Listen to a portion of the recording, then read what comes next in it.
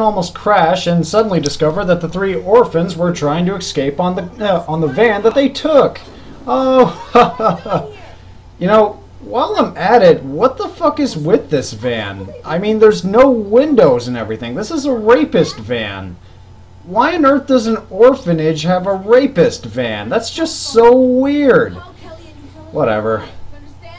Dr. Maggie tells the three to get going and just head home using the car while the two of them search the town, but unfortunately they get caught through the evil, sinister, horrible trap of bad editing and stock footage.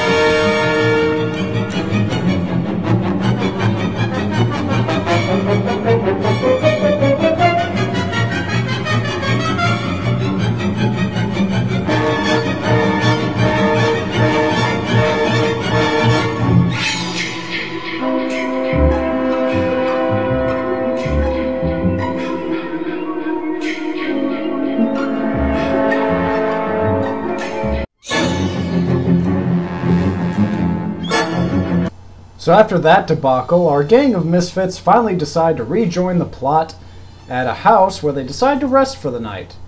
And do I even have to mention where it is at this point? Can't you all just take a reasonable guess? But whatever, it's on Elm Street. But something tells me something's wrong. Uh-oh.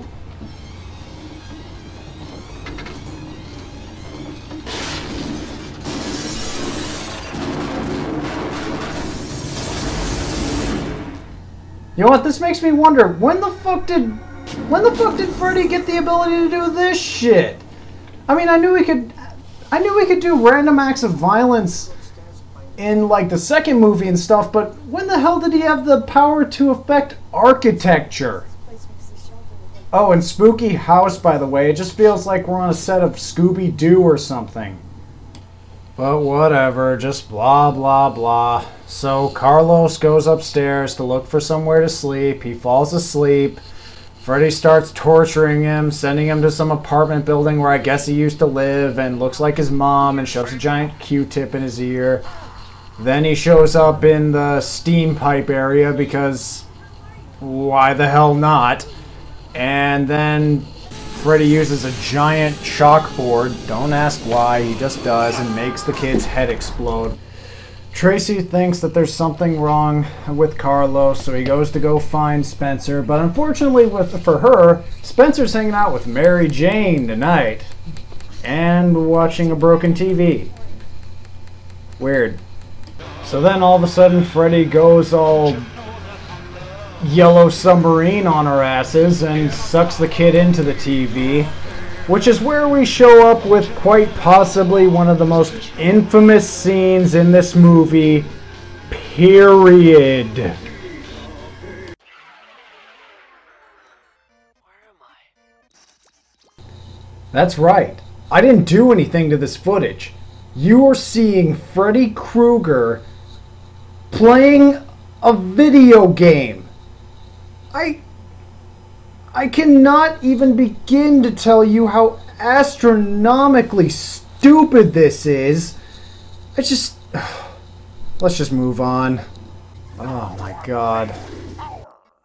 Oh my god. This is seriously more embarrassing than The Wizard. So Maggie and John return from an orphanage and don't really find anything substantial except she sees the water tower she saw in her dreams. John looks through the house and finally finds Spencer.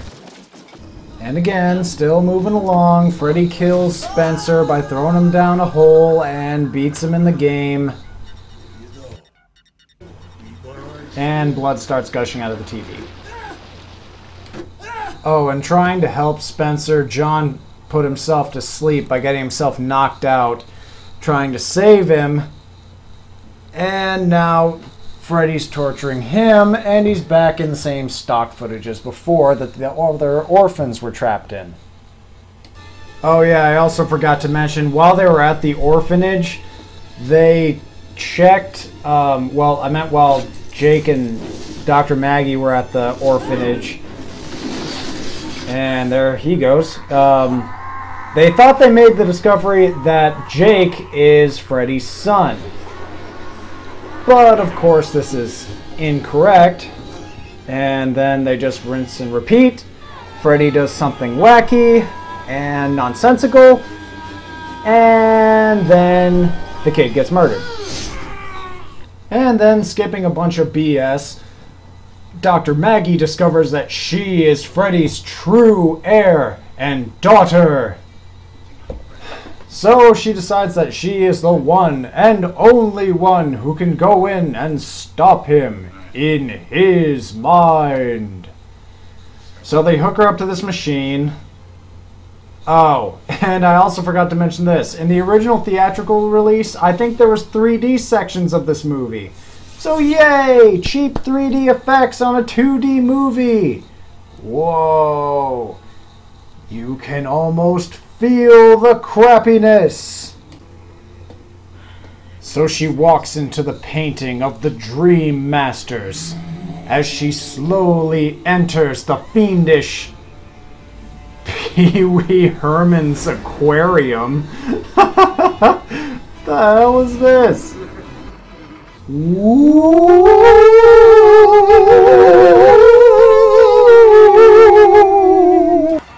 So anyway, she goes through his dreams and his memories, and we learn how on earth he learned all of his amazing social skills. And we also learn that evil doesn't come from being, you know, different opinions and which side you're on. It just comes from being a sick fuck. Then we also make two other discoveries that, one, Freddy Krueger isn't anywhere near as interesting as we originally thought he was, because it turns out he got his powers from some kind of weird alien ghost sperm. And we also discovered that, so that's what happened to his wife. Always wondered. Oh, it turns out that's why she can't remember, because she promised she wouldn't tell. What a load. So anyway, blah, blah, blah. They bring him into the real world. He looks like his former self. Then they start to take pity on him. He somehow psychs them out. Then they get unpsyched. She uses a bunch of throwing weapons and things that I would assume she never, ever had any kind of business ever using. And then they blow him up with a pipe bomb. Happy Father's Day. Kids.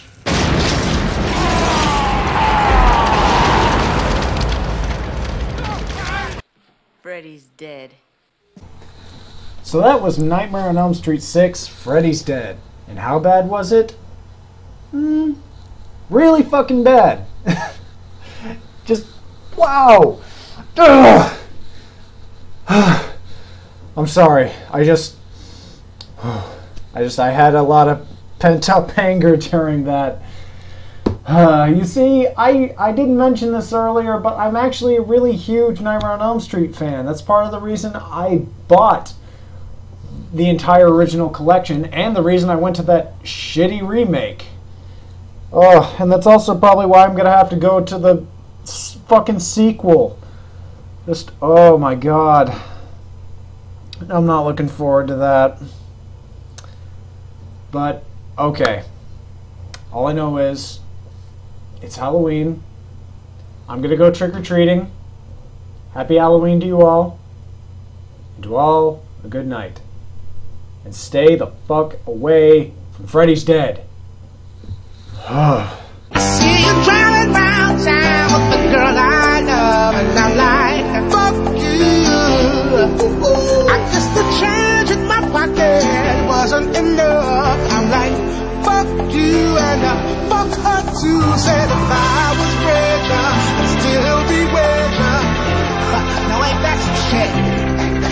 And although there's pain in my chest, I still wish you the best. Fuck you. Yeah, I'm sorry, I can't afford a Ferrari, but that don't mean I can't get you there. I guess she's an Xbox and I'm more Atari, but the way you play your game ain't fair. I picture the fool that falls in love with you. Oh, she's an old man. Well, just spoke to she know. Ooh, I've got some news for you. Yeah, go on and run tell your little boy. See you.